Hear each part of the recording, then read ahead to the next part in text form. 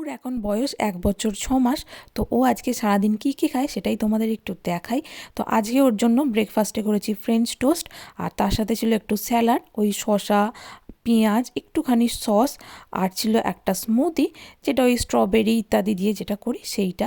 আর ওর জন্য একটা নতুন জলের বোতল কিনেছি, কারণ ওই যে ছোটো জলের বোতলটা ছিল না, ওটাও একবার খেলেই ওটা জলটা শেষ হয়ে যায়, যার জন্য ওর জন্য একটা বড় মতো বোতল কিনেছি। আর এইটা আমরা লিডিল থেকে কিনেছি। আর রুদ্রাংশ যে এত করলা খেতে ভালোবাসে, তোমরা না দেখলে বিশ্বাসই করবে না। তো সেই জন্যই আজকে আমি একটুখানি ক্যাপচার করলাম ওকে। তো এই দেখো, ওকে আমি থালাটা দিয়েছিলাম, সেখান থেকে ও করলাগুলো তুলে থালাটা সরিয়ে দিচ্ছিলো, তো সেই জন্য থালাটাও সামনে থেকে সরিয়ে শুধু করলাগুলোই ওকে দিয়েছি। আর এই যে এইখানে আছে ওর থালা। তো এইখানে আমি করেছি লাউ দিয়ে মুগের ডাল, ঘি দিয়ে ভাত, আর করেছি বাঁধাকপি। তো ঘি দিয়ে আমি ভাতটা মেখে দেবো, আর ডালটা দিয়ে ওকে মেখে দেবো। ও যদি ডালটা শুধু খেতে চায় খাবে, আবার মাখা দিয়ে খেতে চাইলেও খাবে। আর এখন কিন্তু রুদ্রাং সমস্ত কিছুই নিজে নিজে খেতে পারে, তবে আমি মাঝে মাঝে তাড়াতাড়ি একটু খাওয়ানোর জন্য একটু ওকে খাইয়ে দিই।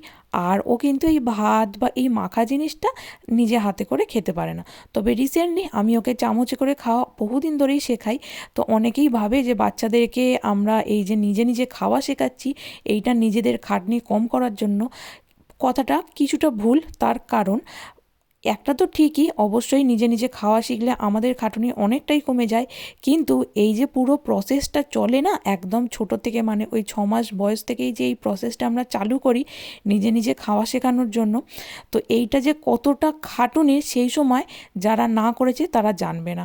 ও সারাক্ষণ গায়ে মাখে, ফেলে, ছড়ায়। আর আমাদের এখানে যেহেতু কার্পেট, তো এইখানে কিন্তু অত সহজে মোছা যায় না। প্রত্যেকটা কার্পেটের ভাঁজ থেকে সেই সমস্ত চাল, ভাত, তরকারি সমস্ত কিছু খুঁটে খুঁটে তুলতে হয়। সেটা যে কতটা খাটুনি যে না করবে সে জানবে না। আর সন্ধেবেলা ওকে আমি দিয়েছিলাম, আমি যেহেতু ম্যাগি খাচ্ছিলাম, তো ওকেই ওই নুডলসটা দিয়েছিলাম, তবে ওকে আমি মশলাটা দিইনি, শুধু সেদ্ধ করে দিয়েছি।